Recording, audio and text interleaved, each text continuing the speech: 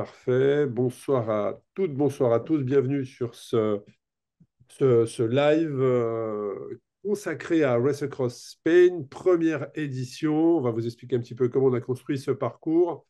Mathieu, qui est connecté surtout, va nous expliquer comment il a conçu le parcours, où est-ce que cette première édition va être concentrée, puisque le départ, comme sur d'autres Ouais, événements comme la Suisse, Nathalie et Fabien, vous l'avez évoqué, comme sur la Belgique également. On fera un live semaine prochaine, je crois, sur la Belgique.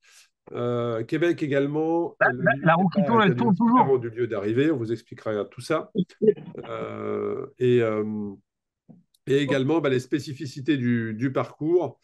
Alors, je vais regarder si tous les micros sont coupés parce que j'entends encore quelques bruits en arrière-plan. Voilà. Eh bien, écoute, Mathieu, je te salue. Bienvenue sur ce live. C'est une grande première pour toi. Ouais, en Tout va effet, bien? tout va bien. C'est une grande première pour moi. Merci Bon, avant tout, Ouais, vas-y. vas-y. Non, j'allais juste me présenter brièvement si tu Allez, me vas-y. laissais. Donc, moi, c'est Mathieu. Je suis expatrié dans la banlieue de Valence depuis quelques années maintenant, en Espagne, au milieu est de l'Espagne, à côté de la mer Méditerranée. Et grand fan de sport, notamment de longue distance avec quelques Ironman, marathons au compteur, une traversée des Pyrénées en vélo l'an passé en bikepacking. J'ai pas encore goûté à l'ultracyclisme, mais j'ai été très bien entouré pour comprendre un peu à quoi vous allez vous confronter dans cette première édition de Race Across Spain. Et bien que je sois tout seul, le seul représentant espagnol plutôt, parce que Arnaud, on est ensemble ce soir, mais j'ai été accompagné par d'autres personnes en local. Elles sont espagnoles, donc elles peuvent pas m'aider à présenter. Mais j'ai récupéré toutes les infos possibles. Alors, c'est important que tu le précises, hein. Alors, déjà, merci pour cette présentation. Ensuite, effectivement, Mathieu est un grand sportif. Rappelle-nous ton temps au marathon. Voilà, ça va juste positionner le sportif que tu es. On t'écoute. 2h38. Malheureusement, le marathon le week-end dernier, c'est pas très bien passé. J'étais malade, du coup, J'allais te poser la question. j'ai pas pu améliorer mon record. Bon, mais en tout cas, bravo à toi, parce que 2h38, ça positionne la performance. Et tu fais bien de le préciser, parce que cette vidéo sera sous-titrée quand elle sera diffusée en espagnol. Et comme ça, ça pourra s'adresser à un maximum de personnes, notamment la communauté espagnole. Alors déjà, on a une pensée, bien évidemment, pour toutes les personnes qui ont été touchées par les fortes inondations et la catastrophe naturelle qui a eu lieu quasiment au moment où on ouvrait les inscriptions en Espagne. On est en train de réfléchir, de savoir justement comment on pourra accompagner les familles sur place qui ont été touchées. Donc, on réfléchit à ça. Voilà, on va probablement faire quelque chose autour des personnes qui ont été durement touchées. On en parlera. Ça a eu un impact sur le parcours, pas forcément sur la route, mais profondément sur le gravel notamment. Donc voilà, on a une pensée pour toutes ces familles parce que l'événement a lieu vraiment dans la région qui a été touchée par les catastrophes naturelles. Et effectivement, tu l'as dit, hein, donc tu es accompagné par des personnes en local qui t'ont accompagné justement dans le parcours. On a une pensée également pour Jean-Michel. Jean-Michel, qui est, alors, pour les habitués de Race Across Series, Jean-Michel est un volontaire qui nous accompagne sur tous les événements de l'année passée, probablement aussi cette année. Et il habite le Pays Basque. Il a très, très bonne connexion de par ses différents métiers, on va dire ça comme ça. Très bonne connexion avec le Pays Basque et les différentes régions également au nord de l'Espagne. Et c'est comme ça qu'on a été mis en relation avec la région de Cantabrie. Très très belle région. Et c'est comme ça que, de toute façon, on avait cette volonté de faire une vraie traversée de l'Espagne, hein, qui est juste magnifique. Et vous avez été nombreux, on vous donnera le nombre d'inscrits, et surtout sur les différentes distances, ça c'est intéressant. Donc voilà, un départ qui est à Santander. Alors je vais partager mon écran. Je vais directement partager mon écran. Alors tu me dis si tu vois le partage là, c'est bon? Ouais, on voit Voilà. ton écran. Alors, juste ce qui est important de préciser, c'est voilà, le point de départ, le lieu de départ aura lieu du Palacio de Deportes, qui est tout simplement, je te vois rigoler, Mathieu, c'est probablement pour l'accent, mais tu me reprendras. C'est tout simplement un lieu magnifique à Santander. Donc voilà, le départ sera donné d'ici, devant ce magnifique monument qui rappelle aussi le musée des Confluences à Lyon où j'habite. Mais donc un superbe départ qui aura lieu donc en avril prochain devant ce très très beau monument. Je précise également que nous sommes accompagnés par la ville de Santander, mais aussi la région de Cantabrie, qui nous accompagne justement dans le développement de Race Across Spain. Donc un grand merci à eux pour leur soutien. Et d'ailleurs, je me rendrai, je crois que c'est le 5 ou 6 février, je crois que c'est sur cette semaine-là, à Santander pour parler également aux élus, mais aussi au club en local, dont cette épreuve qui arrive en Espagne interpelle. Et donc, nous allons partir de Santander. Et puis ensuite, ce que je te propose, Mathieu, c'est qu'on rentre sur le parcours et je te laisse nous présenter déjà ce 1000 km, comment tu l'as construit avec les personnes qui t'ont aidé. Hein, mais aujourd'hui, Oui, oui. voilà, on est sur une vraie traversée de l'Espagne, comme vous pouvez le voir, du nord au sud, au sud-est. Et ben, je te laisse peut-être nous présenter un petit peu ce parcours, effectivement. Super. Bah, comme tu disais, on aura un départ normalement grandiose depuis le Palais des Sports de Santander. On traversera la ville, on passera en bord de mer et on rentrera directement dans l'un des deuxièmes points les, les points d'intérêt du parcours, en l'occurrence le parc animalier de Cabarceno, qui est l'un des parcs les plus grands d'Europe où les animaux sont en semi-liberté. On y retrouve une centaine d'espèces des 5 continents, dont des lions, des rhinocéros blancs, des zèbres, des ours, Alors, etc. quand tu dis ils sont en liberté, c'est-à-dire, parce que là, ça En m'interpelle. semi-liberté. Semi-liberté, ok, très Semi-liberté. bien. Donc, il y a une route, un circuit qu'on peut traverser le parc animalier. Et donc, c'est vraiment une chance qu'on a de pouvoir faire ça sur quelques kilomètres, 5 ou 6 kilomètres. Et on ressortira. Ça se situe où, Mathieu, par rapport à ce que tu viens de décrire là? On est sur la zone que je montre ou on est plus au Oui, sud? oui. C'est une ancienne exploitation minière. C'est plus ou moins, ouais, oui, c'est dans cette région. Et c'est directement la sortie de Santander, quasiment. Ok, donc dès les premiers kilomètres, déjà, on est dans un paysage Mm, somptueux, quoi. Très nature. c'est ça. Et peu de kilomètres après, on rejoindra l'un des quelques villages sur le parcours ayant la dénomination d'être parmi les pueblos, donc pueblos villages, les plus beaux d'Espagne. En l'occurrence, Lierganes, un charme très, très cantabrique. Donc, ça C'est sera, ici, hein. Voilà, c'est ici. c'est ça. Donc, une vingtaine de kilomètres, on aura déjà traversé Santander, le parc animalier de Cabarceno, Lierganes. Et ensuite, on commencera les choses sérieuses avec un premier col d'une trentaine de kilomètres. Pas très dur, l'un des cols les plus connus de Cantabria, régulièrement emprunté par la Vuelta également, pas plus tard que cette année.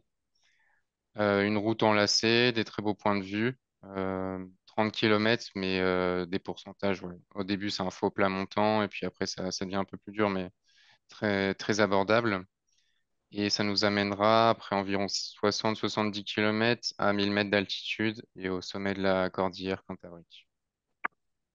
Donc, ce sera un départ assez musclé puisqu'on part au niveau de la mer et on se retrouve à 1000 mètres d'altitude assez rapidement. Est-ce que Euh, tu sais s'il va y avoir des points de vue sur la mer ou est-ce que la végétation fera que tu n'auras pas forcément de point de vue à ce moment-là? non, depuis le Portillo de Lunada, donc le col en question, normalement, on voit pas la mer. On est dans le massif. OK. Et puis ensuite, c'est vrai, quand on dézoome, on a l'impression qu'une fois qu'on est sorti, on le voit bien d'ailleurs sur cette carte, hein, c'est assez représentatif. On a l'impression qu'on s'enfonce dans le pays. Alors, il y aura probablement la traversée de quelques zones, je ne sais pas si on peut dire désertiques, puisque les déserts sont un peu plus au nord notamment. Mais est-ce qu'on rentre dans une zone, alors si on peut dire, moins habitée? Tu vois, on voit qu'il y a encore un parc assez de verdure à ce niveau-là. Et derrière, on est quand même très aride. Voilà, je te laisse poursuivre ta présentation puisqu'on en était à la sortie du premier massif, mais ensuite on rentre vraiment dans la traversée d'Espagne, dans le centre de l'Espagne. Qu'est-ce que tu peux nous dire sur ça? Donc, ce parcours, il va traverser de nombreux parcs naturels, pas forcément de désert. On a plus privilégié les parcs naturels, mais c'est vrai que on rentre dans des zones qui sont moins habitées, peu de trafic, des petites routes. Et à la sortie de ce premier col, on se dirige en direction de la Rioja. C'est une communauté autonome d'Espagne qui ne parle peut-être pas à beaucoup de monde, mais elle est très connue pour ses vignobles, qui sont parmi les plus célèbres d'Espagne et dont certains ont été reconnus. J'ai vu la news il y a 2 semaines, il me semble, parmi les meilleurs au monde. Donc c'est Haro, Logroño, Haro. Oui, si tu remontes un petit peu au nord. Donc là, on aura un paysage un peu plus agricole, oui, dans cette zone. Ok. Mais oui, ce sont des zones moins habitées. Donc là, on a effectivement un autre secteur avec des parcs naturels. On en traverse plusieurs même à l'occasion de ce petit massif où ça risque je pense, de monter également sur ce secteur-là. Oui, Et puis, dans la Rioja aussi, on traversera un autre village considéré parmi les plus beaux d'Espagne, Puente de Bell. Il y en a plusieurs tout au long du parcours, je vais les citer, mais oui, dans la Rioja, il y aura aussi ça. Et comme tu disais, on rentre dans un autre massif. En fait, c'est deux massifs, la Sierra de la Demanda et la Sierra Cebollera. C'est deux parcs naturels. Et on aura deux cols qui vont s'enchaîner coup sur coup. À la sortie des deux cols, on redescendra sur Vinuesa, qui est également un petit village dans la liste des plus beaux d'Espagne, avec un magnifique lac de barrage. alors c'est vrai que tu parles de lac, tu parles aussi de col. On est quand même sur un dénivelé de 14 620, donc c'est sur la plateforme Komoot, hein. En fonction des pays, parfois, c'est pas forcément représentatif, mais on est quand même sur un dénivelé qui est pas non plus extraordinaire par rapport à ce qu'on peut voir sur d'autres Race Cross Series. Je pense notamment les 1000 km de France. Là, on a quand même un massif montagneux, mais voilà, c'est quelque chose d'engagé, mais qui n'est pas extrêmement non plus difficile pour une distance de 1000 km. Oui, oui, ce sont des cols, mais c'est pas un grand massif comme les Pyrénées ou les Alpes, bien entendu. Et puis Du coup, ensuite, quand on voit cette illustration-là, est-ce que c'est des zones désertiques ou est-ce qu'il y a moins de villages? Comment ça se passe sur cette traversée? Puisque je me souviens, quand on avait tracé, tu nous avais dit, voilà, dans le centre de l'Espagne, il faudra que les coureurs soient vigilants. Alors, parce que ce qui est important de préciser également, c'est que sur la totalité de ce parcours, il y aura une base de vie qui sera positionnée, hein, comme on le fait systématiquement sur nos événements. Mais est-ce que ça veut dire que les participants vont devoir à un moment donné être assez vigilants en réserve d'eau, en alimentation sur cette partie du parcours? il y aura toujours des villages assez régulièrement. On rentre pas dans une zone vraiment no man's land. Normalement, il y aura pas de problème là-dessus. Mais c'est vrai qu'on sera fin avril, il peut faire chaud, donc vaut mieux toujours avoir au moins un ou deux pitons avec soi au cas où. Bon, c'est parfait. C'est parfait. Et puis, bah, quand on le voit également là sur ce graphique, on retrouve un peu de verdure. Est-ce que là aussi, on aura des ascensions qui vont Ouais, être positionnées on va dire, les derniers 200-300 kilomètres? ouais, donc déjà, si tu remontes un petit peu avant, on peut parler de la base de vie à Molina de Aragon. Si tu zoomes ici, oui. La base de vie un peu plus au sud. Donc Molina d'Aragon, c'est un petit village ici. C'est un petit village qui est situé à l'entrée du parc national de Alto Tajo. C'est un village médiéval dont le centre historique est classé bien d'intérêt culturel. Euh, donc, ce sera l'occasion de recharger les batteries, de se reposer, de se ravitailler. Et dès la sortie de ce village, on rentrera dans le parc du Alto Taro et on retrouvera une section qui sera casse-pattes. Pas de grand col, mais des montées assez courtes, assez raides. Et on peut voir aussi les routes enlacées. Donc, c'est une section qui est vraiment sympa au milieu de la forêt et de ce parc. On retrouve aussi des canyons, des rivières aux eaux turquoises et des forêts de pins. C'est vrai que dans tout ce que tu décris, ça va être un parcours assez touristique dans ce que tu décris, des parcs, des rivières, des lacs.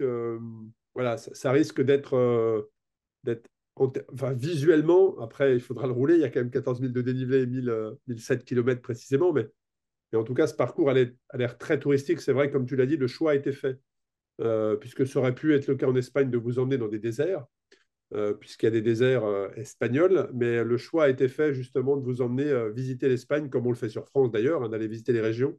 Et notamment, Mathieu, avec son équipe sur place, a pris la décision, et c'est une très bonne décision, plutôt que de vous emmener dans des déserts arides, c'est de visiter un petit peu les tout petits villages, de ressentir un peu l'ambiance et la culture espagnole, ainsi que voilà, les parcs forestiers, les domaines, les petites routes, les lacs. Voilà. En tout cas, c'est pour ça qu'on va généralement rouler, c'est pour avoir des panoramas à chaque fois. Et là, et non pas systématiquement le même décor. Et là, je pense que vous risquez d'être servi. Et puis ensuite, on retrouve un peu de vert, on se rapproche de la mer. Et alors, on pense généralement que plus on se rapproche de la mer, plus c'est plat. Et très souvent, c'est tout l'inverse. Comment ça se passe Non, pour cette côte en, espagnole? Entre, en on va dire, effet, entre Teruel, tu vois, Teruel et déjà, l'arrivée. juste avant Teruel, on traversera ce village qu'on peut voir derrière nous, Albarracín. Donc Albarracín, c'est un village, c'est un petit joyau, c'est une ancienne capitale d'un royaume musulman, d'énormes fortifications, des ruelles, centres et également classées bien d'intérêt culturel. Et en effet, on passera par Teruel et à la sortie de Teruel, on rentrera dans la Sierra des Gudar Jabalamblé. Et là, on retrouvera des petits cols Des petites routes, ouais. qui vont bien vous user, puisqu'on passera par le village le plus haut d'Espagne, Valdelinares, qui est presque à 1700 mètres d'altitude, et aussi par le point culminant du parcours à 1800 mètres d'altitude.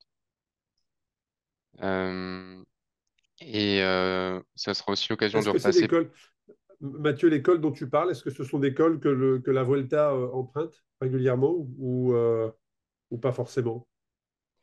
Pas forcément, là on est sur des petits cols, Des petites plutôt de routes? 4-5 km, comme la Vuelta, souvent elle a tendance à dénicher des montées assez raides, assez courtes. C'est plutôt sur ce type de col qu'on est là. Il y a un col Ok, de 4 très bien. km à 9-10% de moyenne, avec des pourcentages un peu un peu plus raides. Donc c'est pas les grands cols qu'on voit à l'arrivée d'une Vuelta. C'est plus des cols casse-pattes qu'il faut pas sous-estimer quand on voit le profil du parcours. Très bien. Et on passera par Puerto Mingalvo, également l'un des villages parmi la liste des plus beaux d'Espagne, et on redescendra vers le bassin méditerranéen. Donc là, on passera de 1800 mètres d'altitude à 200-300 mètres d'altitude. Donc ce sera une section très largement favorable. Mais il faudra en garder un peu sous la pédale parce qu'il nous restera encore deux cols.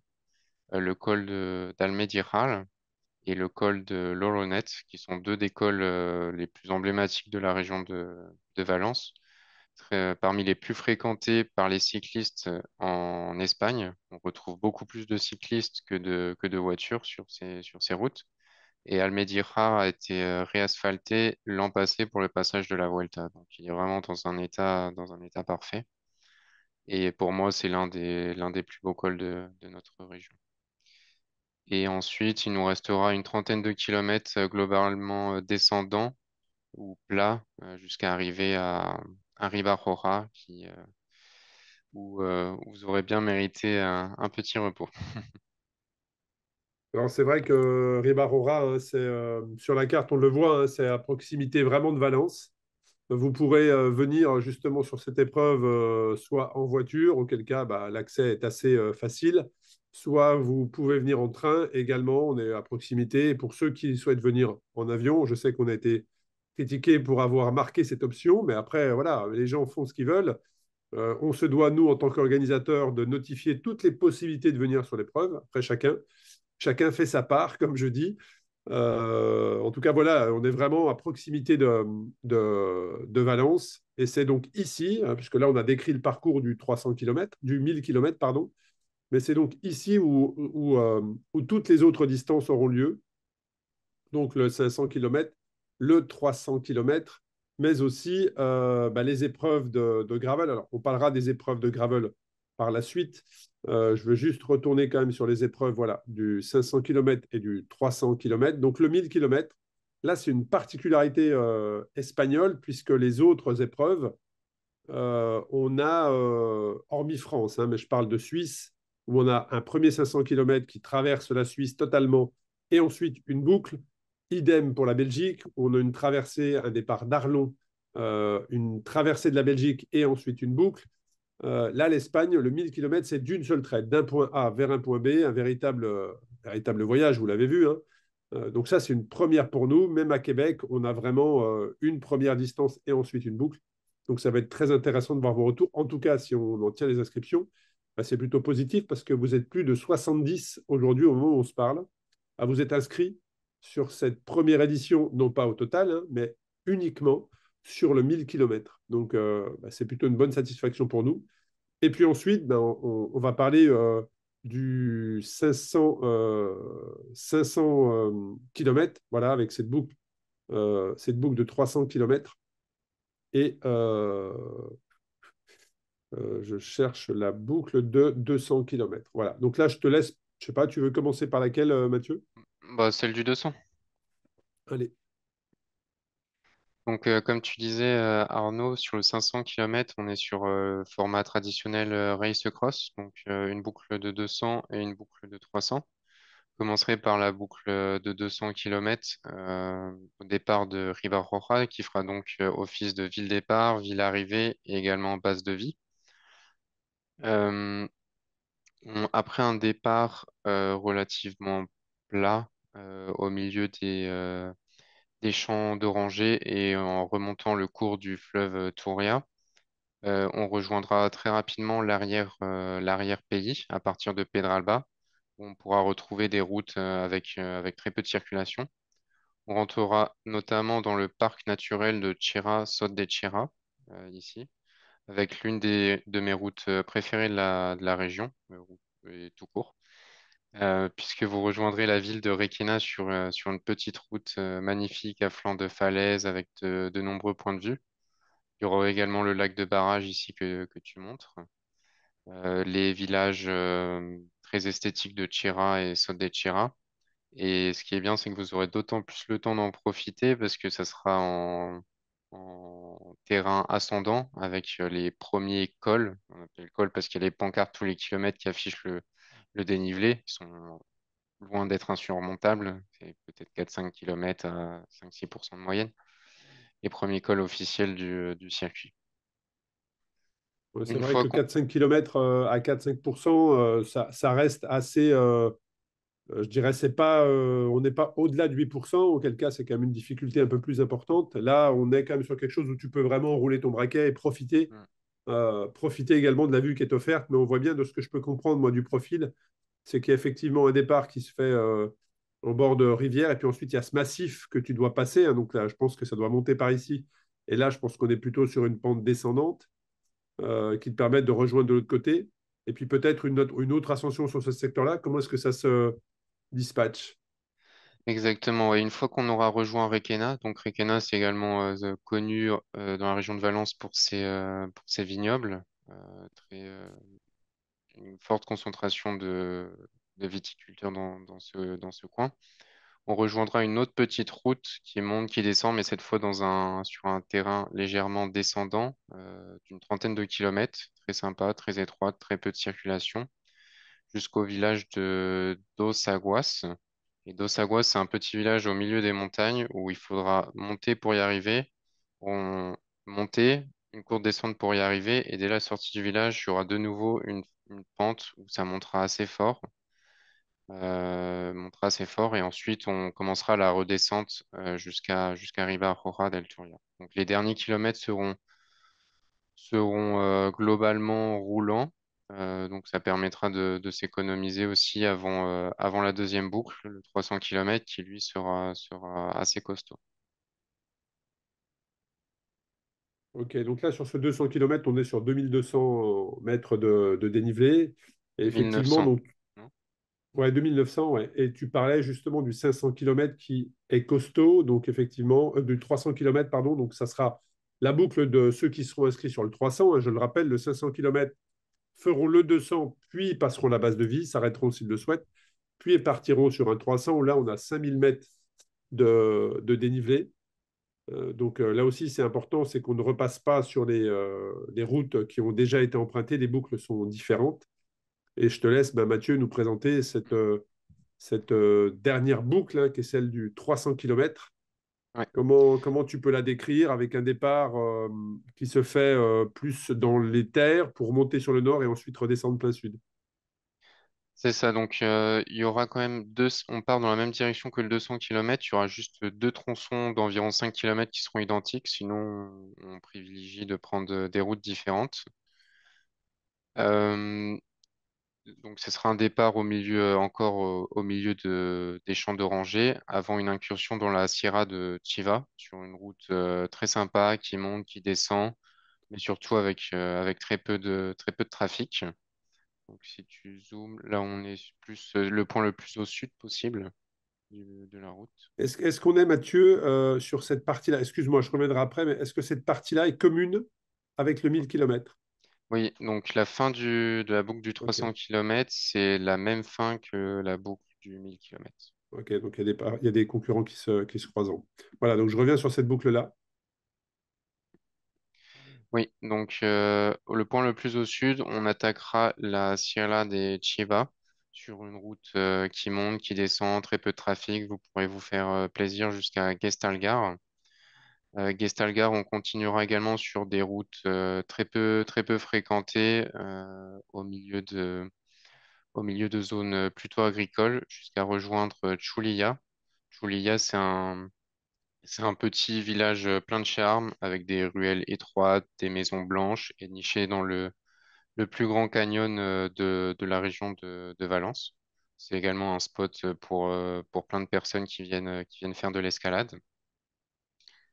Euh, Après Chulia, on rejoindra une route sur une quinzaine de kilomètres un peu plus grande, qu'on ne peut pas éviter malheureusement pour vous emmener là où on souhaite, jusqu'à Chelva.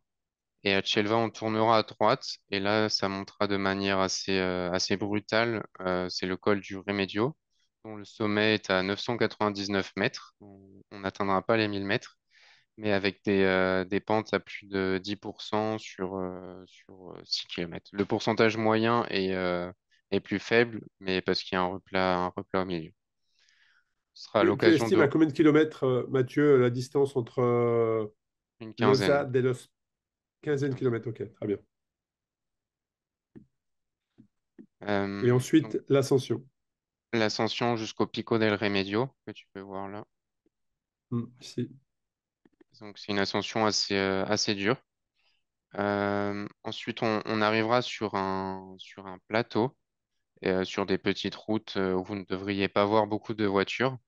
Il y aura une courte mais technique descente pour arriver à la Pobleta avant d'emprunter de nouveau une magnifique route en balcon sur un terrain légèrement descendant qui donnera une agréable sensation de vitesse. Donc, c'est un peu plus ouais, si tu zoomes vers Andilla.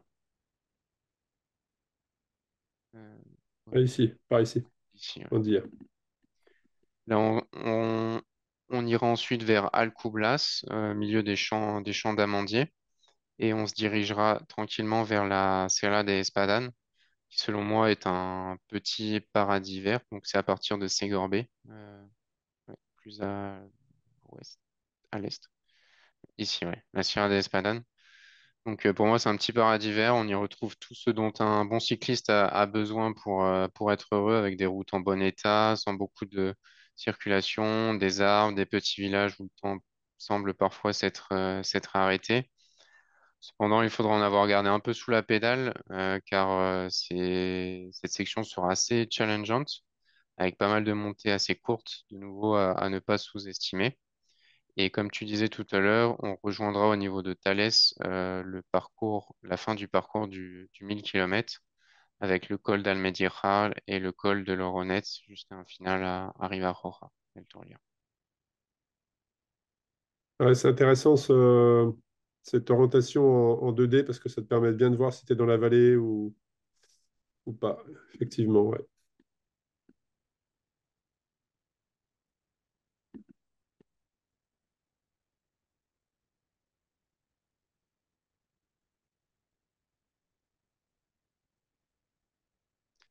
Donc, même finale, ça c'est intéressant, c'est même finale sur le 300. Et on voit que ça reste assez vert, hein, donc ça va être. Mm.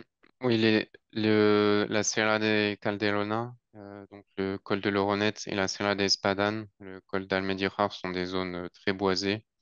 Donc, c'est très agréable, surtout en Espagne l'été, quand il commence à faire bien chaud, de se promener là-bas. Bon, en tout cas, c'est une très belle boucle. Tu l'as très bien décrit. C'est vrai que ça fait envie, hein. Ça a l'air très, très vert. Donc, probablement à l'opposé de ce que beaucoup pouvaient s'imaginer d'une traversée de l'Espagne désertique. Donc là, on est quand même sur des parcs naturels, comme on l'a dit tout à l'heure, hein, pour ceux qui prennent le live en cours. Soyez rassurés, il est enregistré, il sera rediffusé. Et vous pourrez comme ça écouter l'intégralité. Pour les personnes qui sont espagnoles et qui sont connectées, sachez qu'également, si vous parlez de français, vous comprenez un petit peu ce que je vous dis, il sera sous-titré en espagnol et vous pourrez comme ça l'écouter, poser vos questions, mais aussi le partager. Et puis, donc ça, c'était les parcours route. Qu'est-ce que tu peux nous dire, Mathieu, sur les installations de Ribarora? Déjà, est-ce que je l'ai bien prononcé? Parce que là, moi, j'aurais pas fait mieux que toi dans la prononciation de tous les villages qu'on vient de faire. Mais qu'est-ce que Euh, tu peux nous dire sur les installations? Est-ce que ça va être dans la continuité de ce que l'on a déjà en Europe avec des gymnases, un confort comme ceux qu'on a déjà mis en place sur nos bases de vie et arrivés? Qu'est-ce que tu peux nous dire sur les installations mises à disposition par les élus avec lesquels tu collabores depuis maintenant bientôt un an?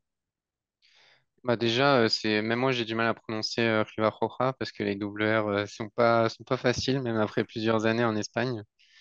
On aura un gymnase qui sera mis à disposition au centre du village normalement, avec des installations similaires à ce qu'on peut retrouver sur notamment Race Cross Paris. Vestiaire, douche, lit qu'on aura, des chambres. Donc ça sera assez similaire à ce qu'on peut retrouver sur les autres épreuves Race Cross. Donc, comme ça, les personnes pourront garder le repère, hein. C'est vrai que il y a déjà plusieurs dizaines d'inscrits sur cet événement. Je vous l'ai dit, plus de 70 déjà sur le 1000. Et c'est vrai que c'est en grande partie la communauté Race Cross qui a suivi le mouvement et qui s'est dit, ben, allez, je vais me challenger en Espagne. Donc, ce sont des personnes qui ont déjà plus ou moins certains repères avec nos événements. Et puis, ben, on va sur le gravel. Donc là, le gravel, ben, je l'ai dit, c'est un peu particulier, puisque comme vous le savez, ben, ce secteur de l'Espagne a été considérablement touché il y a quelques semaines par des graves inondations entraînant des pertes humaines, hein. Voilà, il y a plus de 200, je crois, 280 morts ou 250 morts sur ce secteur, donc une véritable catastrophe. Et les chemins de gravel aujourd'hui ont été durement touchés. Donc au moment où vous parle, on maintient ces parcours-là et en fonction de comment évolue la reconstitution des traces, des parcours. Peut-être qu'il y aura des modifications qui seront, très probablement d'ailleurs, des modifications qui seront apportées. Ça ne touche pas la route, puisque les infrastructures routières, d'ailleurs, je crois que c'est l'UCI qui a communiqué en début de semaine ou ce week-end, comme quoi le Tour de Valence qui a lieu en février était maintenu. Donc les infrastructures routières, elles, seront remises en état si elles ont été touchées, parce que c'était très localisé. Et pour le gravel, ben, voilà, comme tu me l'avais dit, Mathieu, puisqu'on a toujours resté en contact suite à cette catastrophe, ouais, il y a de fortes chances que le parcours soit modifié, puisque la trace qu'on a sous les yeux actuellement, qui regroupe notre 50 km, notre 100 km et notre 200 km, a durement été touchée par les intempéries. Mm.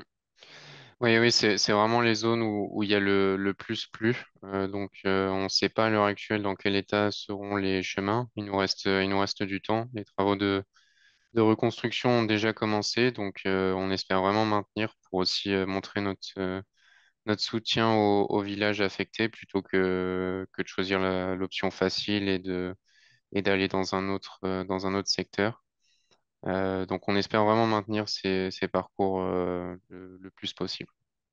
Et est-ce que tu peux nous expliquer comment, là je sais que tu as été accompagné pour ça également, peut-être que tu peux nous parler aussi de l'équipe qui t'accompagne sur ces parcours, mais comment est-ce qu'il a été construit? Je sais que moi, quand tu me parles de gravel en Espagne, tout de suite, j'imagine les sentiers, en tout cas le gravel vraiment gravier, qui est relativement roulant. Est-ce que c'est dans cet esprit que ce parcours a été construit? ou est-ce qu'on est plus sur un gravel avec des singles voilà. Comment tu parlerais, alors on ne va pas rentrer dans le détail parce que ça peut être amené à être modifié, hein, mais comment tu présenterais le gravel que tu as construit sur cette première édition de Race Across Spain? Ouais, donc les parcours gravel ont été concoctés pardon, par un grand ami local, en l'occurrence Andrés, qui les a préparés avec beaucoup d'amour. Il s'agit vraiment comme tu disais, de parcours assez rapides, vraiment gravel, pas VTT. Donc c'est plutôt des grands chemins ou des routes où on peut plus passer en vélo de route parce que le revêtement est vraiment pas bon. On essaye vraiment de garder l'esprit gravel, comme tu disais, qu'on peut avoir en tête quand on pense à l'Espagne, quoi. Et les parcours gravel du 50, 100 et 200 km auront de grandes parties communes, notamment le départ et l'arrivée, et iront chercher le parc de Chiva et de Sot de Chera. On retrouvera certains des points d'intérêt on a déjà parlé sur les parcours du 200 et du 300 km, avec des lacs de barrage, le lac de barrage de Buceo, les villages de Chira, Sot de Chira, Chulia. Et il y aura également la montée au Pic Europé, à plus de 1100 mètres d'altitude, où normalement on peut voir la mer d'en haut si on a un ciel dégagé. Donc très très belle vue. Quelques miradors également, où on aura une vue splendide sur la vallée, sur les canyons, le canyon de Chulia, etc. Bon, Et génial. je crois que sur le 200 km, il y a environ 3500 mètres de dénivelé. Ouais, c'est ça, c'est ça. Donc ça reste abordable, quoi. C'est costaud, mais On est à 3290. Alors, il y a pas totalement 200 km. Il y a 190 km, 3200 de dénivelé. Sur le 100 km, on a 1450 de dénivelé. Et sur le 50 km, on a 610 mètres de dénivelé. Voilà. Donc, en tout cas, trois beaux parcours, comme tu l'as décrit, qui seront tracés dans la nature. Est-ce que tu aurais, je t'ai pas forcément demandé de préparer ça, mais est-ce que tu sais à peu près la répartition? Tu aurais une idée de la répartition les distances, on est quoi? On est sur du 70% gravel, on est sur du 50-50. C'est dur hein, quand on fait des boucles comme ça d'être full gravel pour respecter un certain dénivelé, mais si tu avais un ouais. chiffre comme ça, Il y aura des sections routes, mais on a essayé de les minimiser au minimum. C'est surtout pour rejoindre d'autres chemins. Je bien dirais sûr. qu'il y a peut-être 20 à 30% de routes Ouais, sur ça des reste, donc sections ça va, c'est qu'on tout peut à fait vraiment pas honorable. éviter, quoi. Ouais. Alors, je le précise également, hein, sur ce gravel, nous, on a pris le parti non pas de faire une course d'un point A vers un point B, mais d'avoir des segments chronométrés. C'est-à-dire que le 50 km aura deux segments chronométrés, le 100 km aura trois segments chronométrés. Ça, vous en aurez connaissance bien évidemment très longtemps à l'avance de manière à pouvoir les enregistrer. Ils seront également repérés sur le terrain avec des panneaux, entrée de segment, sortie de segment. Et sur le 200 km, vous avez cinq sections chronométrées. Voilà. On arrive sur la fin de ce live parce qu'après, je sais qu'il y a un enjeu de sous-titrage et si on dépasse trop, le sous-titrage deviendra impossible. Donc, on va s'arrêter là très bientôt. Est-ce que tu as un dernier mot peut-être, Mathieu, pour promouvoir cette destination qu'est l'Espagne, où on attend très probablement autour de 200-250 participants sur cette première édition? Non, bah, on vous attend avec beaucoup d'impatience pour vous faire découvrir l'Espagne sous un autre angle, la beauté naturelle et culturelle. Et je pense qu'il y a des distances abordables pour tout le monde, de ceux qui veulent s'initier à l'ultracyclisme, aux plus aguerris qui pourront se confronter à une traversée de l'Espagne, de la côte nord au bassin méditerranéen, en passant par des endroits qu'on n'a pas l'habitude de connaître ou de mentionner. Donc, on vous attend avec impatience. Bon, génial. Alors, c'est vrai qu'une question sur les boulangeries pour se ravitailler. Alors, on va mener un vrai combat d'ailleurs hein, sur l'alimentation et sur la boulangerie. Alors, c'est vrai que ça a été une grande mode, la boulangerie, mais il y a vraiment un effet calorie zéro, pardon, ou calories vides. Et on va travailler sur ça avec des partenaires à alimentation. Mais oui, comme l'a dit Mathieu, Régis, il y aura plein de petits villages pour se ravitailler. On n'est pas du tout dans des zones désertiques. Donc voilà, vous pourrez vous ravitailler. En tout cas, moi, je me réjouis de pouvoir traverser l'Espagne, traverser un pays. C'est quand même génial de pouvoir faire ça à vélo. Alors ça, c'est le 1000 km, mais commencez déjà, si vous êtes impressionné par cette distance, par un 50 gravel, pourquoi pas. On l'a vu l'année passée, des gens qui étaient sur le 50 gravel à Paris et qui terminaient sur un 300 ou 500 en Suisse quelques mois plus tard. Donc voilà, en tout cas, moi, je me réjouis, comme tu l'as dit, hein, de traverser un pays d'un océan à la mer Méditerranée. Ça va être juste magnifique. Et un grand merci pour tous les préparatifs, parce que c'est beaucoup d'engagement quand on est à distance comme ça. Donc un grand merci à ton équipe qui t'accompagne sur le tracé. Et puis, écoute, un grand merci à toi pour tout l'accompagnement et l'aide que tu nous permets d'avoir en étant sur place. Et je vous invite à aller sur le site Race Across Series, pour vous inscrire si ce n'est pas déjà fait, mais aussi pour avoir toutes les informations, les horaires, les lieux de départ, à quelle heure est le briefing, à quelle heure est la pasta partie, la finisher, ce genre de choses. N'hésitez pas. Et puis, je vous donne rendez-vous la semaine prochaine où nous parlerons de la Belgique, qui est déjà une belle réussite en nombre d'inscrits, puisqu'au moment où on vous parle, on est déjà plus que l'édition de 2024. Et là aussi, avec Ludovic, il y a une très très belle histoire à raconter autour de la Belgique, puisqu'il y a un vrai thème que je lui laisse l'honneur d'en parler. En tout cas, un grand merci à toi, Mathieu, pour ce partage. Et puis, je te dis Merci à à toi. très très bientôt. Merci à vous.